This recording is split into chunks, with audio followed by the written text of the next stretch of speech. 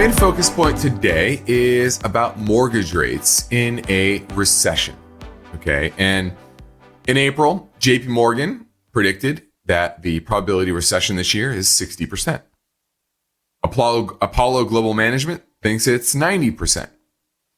I would put those odds, I'd go somewhere in the middle. And frankly, it'd probably be towards the back half of this year. And it's not just about the trade war, although that's certainly a catalyst. There are multiple factors that typically create a recession. Now, for me, it's a combination of the trade war and waning liquidity in the back half of the year due to a refinancing cycle. So you'll have the double whammy of smaller profits due to the trade war, and then rising costs of capital as companies refinance into higher cost debt from when a lot of them issued that debt back in 2021, 2022, 2020, etc. Now, historically, when you do have a recession, rates come down. But that's not always the case. And this time is a bit different than most other recessions we've seen over the past 100 years because of maybe not 100, but say 75. Because this is a time where we're in a lot of debt as a country. And as you saw with the recent kind of conniption fit that the bond market had when we had this big sell-off on the Liberation Day news, yields can easily go up on the treasury market, which feeds into the mortgage market.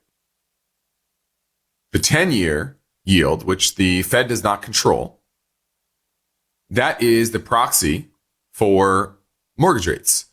Typically, the mortgage rate is anywhere from 150 to 200 basis points above the 10-year treasury rate.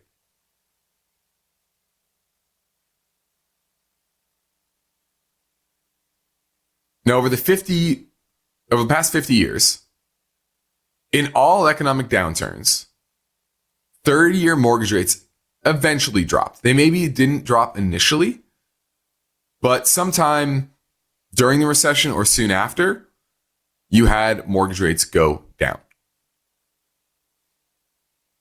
From late 73 to early 75, that recession rates fell, then rose, and then dropped again. And then in 1980, mortgage rates went from 12.85, in the teens, to over 16 during the recession, and then dropped to under 12 as the recession ended. So it's not a straight line. It can go up, then come back down. It can be a very volatile period. Or rates may just stay sideways. A lot will depend on what the Fed does, what Treasury does. Do they issue more on the long end or the short end? So far, they're issuing on the short end. They're trying to prevent a blowout in yields. What's interesting to me is that even then, rates are rising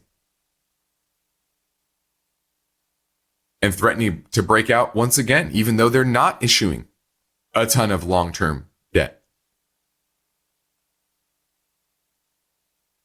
So I don't think that this is a period where you can just bank on, hey, rates are going to drop. I'm going to be able to refinance my mortgage, or I'm going to get a mortgage on a new home that's in the 4s. I don't think that's happening.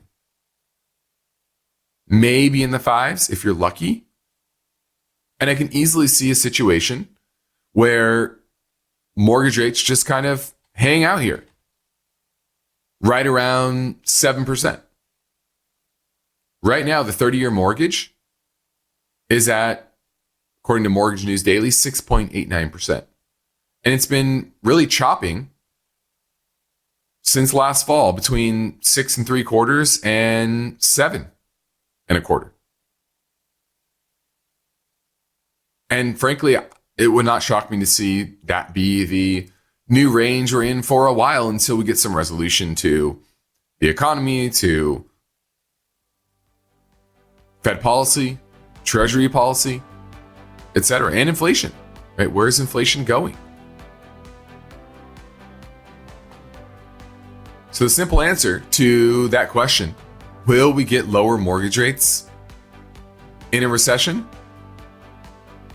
Likely, but probably not dramatically so.